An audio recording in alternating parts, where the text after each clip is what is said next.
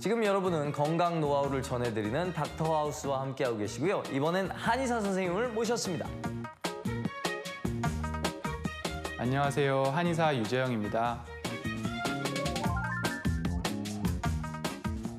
네, 선생님 다음 주제 얘기해 주시죠.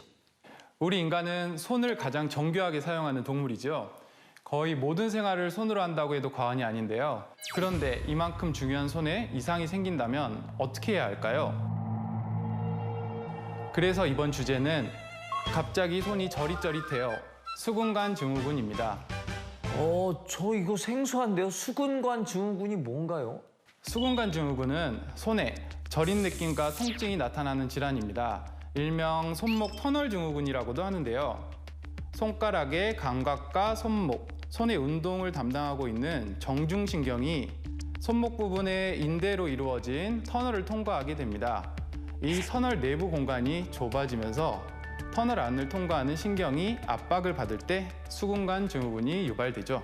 손목 터널 증후군이 수근관 증후군이군요. 그럼 구체적인 증상이 궁금합니다.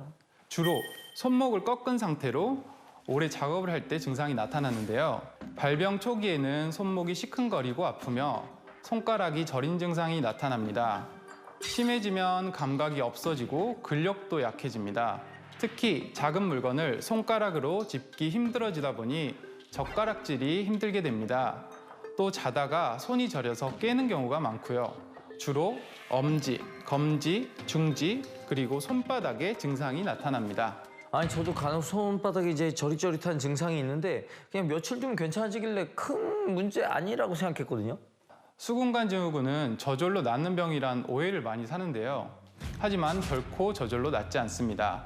초기에는 저린 증상의 악화와 호전이 반복되지만 더 진행되면 만성적인 증상이 발생하고 감각이 둔해집니다.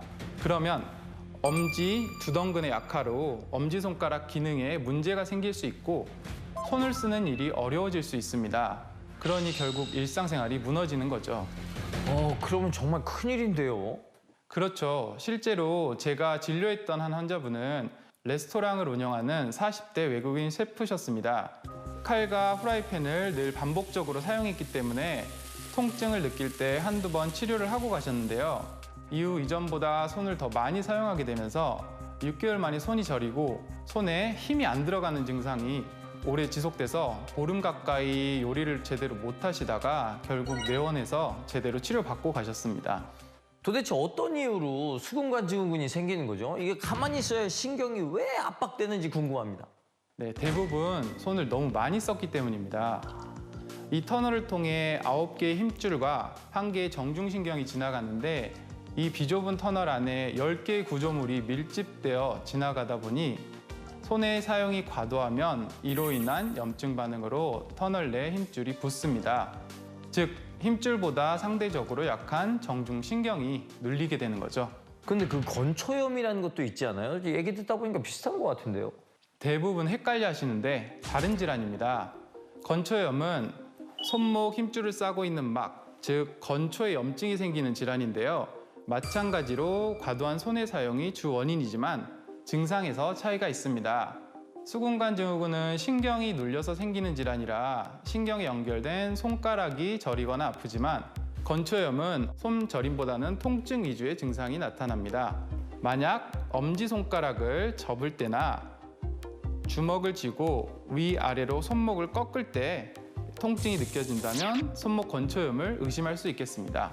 주변에 보면 손목이나 이게 손이 저리다는 분들이 종종 있는데 수근관 증후군 환자분이 얼마나 되나요?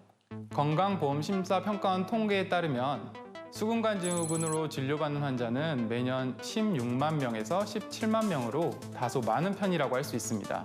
그러면은 이게 치료법도 빨리 알아야겠습니다. 수근관 증후군일 때는 주로 통증의 문제를 해결하는 약침요법과 근골격을 바로잡는 추나요법을 시행합니다.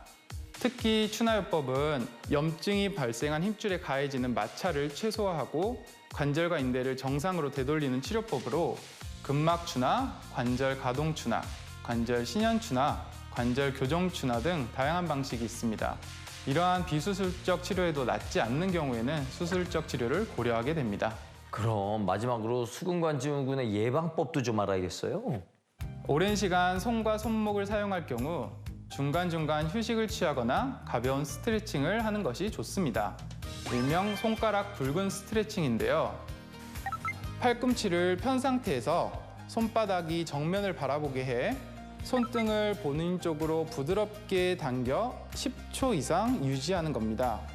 이때 중요한 것이 100%의 힘으로 강하게 당기면 오히려 힘줄이나 인대에 무리가 갈 수 있기 때문에 80에서 90% 정도의 힘만을 이용해서 스트레칭 해주는 것이 좋습니다. 오늘 수근관증후군에 대해서 예방법, 치료법, 정책까지 정확하게 알려주신 우리 유지영 선생님 고맙습니다. 네, 감사합니다. 네, 다음 이 시간에도 알찬 정보로 다시 돌아오도록 하겠습니다. 지금까지 닥터하우스 MC 이정수였습니다.